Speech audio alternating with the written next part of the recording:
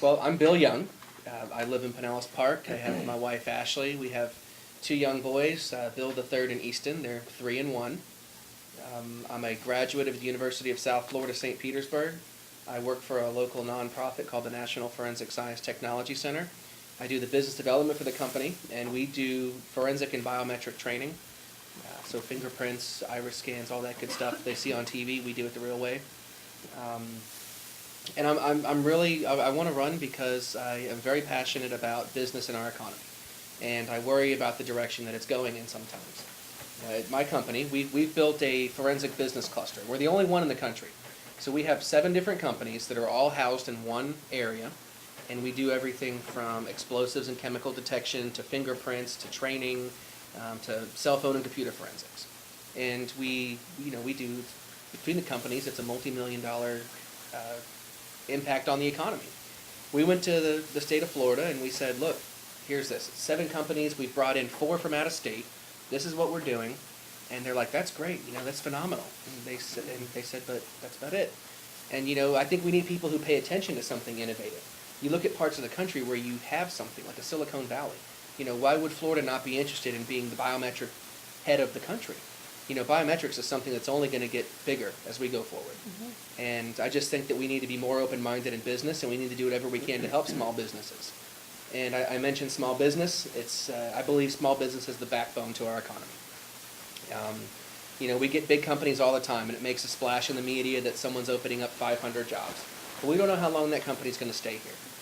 It's the small business that stays here and continues to work through the good times, the bad times. They're here, they're paying bills, they're a part of the community. And I use my friend Roger Broderick as an example. Before my dad got into politics, he sold insurance. And Roger's dad and my dad worked together. This must have been 1950s. And now the Brodericks are on their 3rd generation of that company doing real estate in the area. And it's here. It's not going anywhere because they're a part of the community and they appreciate the community. So whatever we can do to cut red tape and get rid of regulations that are hurting small businesses, I think is very important. And the final real reason that why I want to be in Tallahassee is I'm very proud that Florida's become such a veteran-friendly state.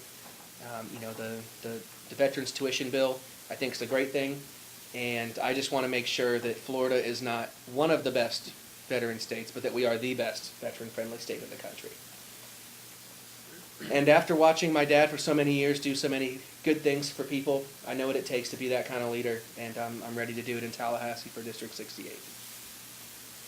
So I'll turn it over to you guys. Okay, great, thank you.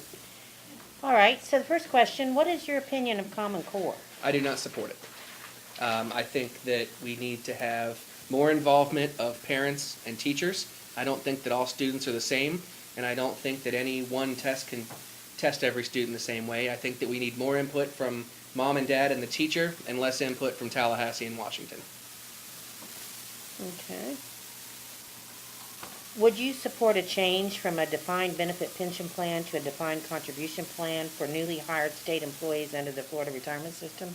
That's an issue that I'm really paying close attention to. I think that sometimes it can be good for people to put in on their own, especially going forward. I certainly wouldn't support anyone who's already in a system being changed. But that's an issue that I'm sort of up in the air about. So you're undecided about that issue? Yes. Okay. What is your position on Medicaid expansion for Obamacare? No. You Do you want more of an answer than Yeah, that? yeah, yeah. Or we're going to be done in about 3 minutes. It's not the right thing. Some people say, well, the money's out there, why don't we take it? Well, what happens when that money goes away? Or we get a new president who doesn't want to use it, or doesn't want to keep the expansion out there? What's going to happen? They're going to come to us and say, here's your bill. And then how are we going to pay it? Raise taxes? That's not the right way to handle things. Mm-hmm. Okay. So you're solid on no Medicaid expansion? Absolutely. Okay. Do you support the Convention of States National Movement to propose amendments to the U.S. Constitution? Are you familiar with I think that the states should be able to have any say they want. I talked about this yesterday with a group, and they were talking about the states' rights and the lines getting blurry between Washington and the individual state. And it's very important that the state and federal government be separate. So I think the states ought to be able to propose anything they want to. Okay. Are you familiar with the Convention of States National Movement? Yes. Okay.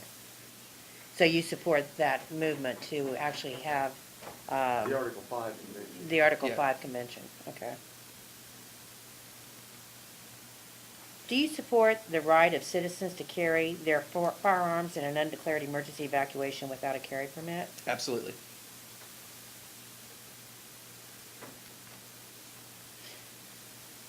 Do you support photo ID to vote in Florida? I do. I don't think it's really a big deal to carry your ID with you. I think that you ought to be able to prove who you are if you're going to vote.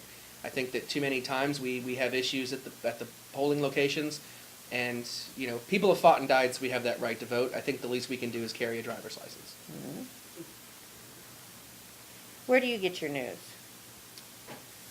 Twitter, for the most part. Honestly, it's the quickest way to get information, and it's typically unbiased, and you can form your own opinion from it. Do you watch TV? Primarily just sports and Nick Jr. and Disney Jr. I have two small children. I think that so much of the TV media has become so much opinion, and that's why I really like to just try to see what I can and make my own opinions on what they're telling me. I don't want someone to tell me exactly what I should feel about an issue. Do you support E-Verify and a bill similar to Alabama or Georgia's? Yes, I think it's very important. I mean, the people fought, like I said, fought and died for this country, to have the country that we have, and I just think we need to remember why America's great, and I don't think it's a big deal to make sure that you're a citizen to get a job. Okay. Do you support the legalization of marijuana for either medicinal or recreational use? Are we talking about the current issue that's going on the ballot? Because I don't support the current amendment that's on the ballot. I think that what this amendment does will open up a free-for-all. And I don't know if you've been to California lately, but it's not a pretty sight. I mean, you can walk down the streets of Venice Beach and, you go in and for $25, $50, you get your medical pot card and that's it. Listen, if there's medical marijuana that can help people, and it can help children, I'm all for that. But why isn't it going through the FDA like every other drug that's being used to treat people? Mhm. I don't think it's right to just legalize it. I don't want to see pot shops all over Pinellas County. Okay. Would you have voted to support the bill to give in-state tuition rates to the children of illegals? I would not have.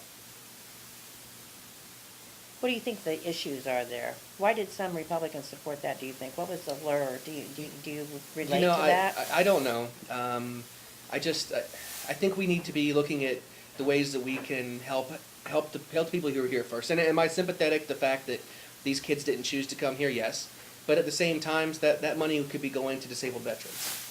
That money could be going to people who are in need here in our country. And I don't think that was the right thing to do.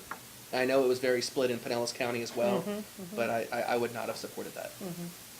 Well, just as a tail on that, I mean, I think that when you see what's going on at our border now and what this could evolve into, that, we don't want to be a beacon. We don't want to be having benefits that are luring people to our state. But, in the debate on this, Senator Brandis even said, "Can you prove to me that no veteran Purple Heart recipient will lose their scholarship to balance this out?" Right. And I think that's a valid question. Yeah, I saw that quote. What do you know about Florida Forever, and do you support its continued growth? Can you tell me more about it? Florida Forever is the largest government land grab that has ever occurred in the United States. And it's been years, and of course now it's in the appropriations of the state budget. However, it's been diminished down.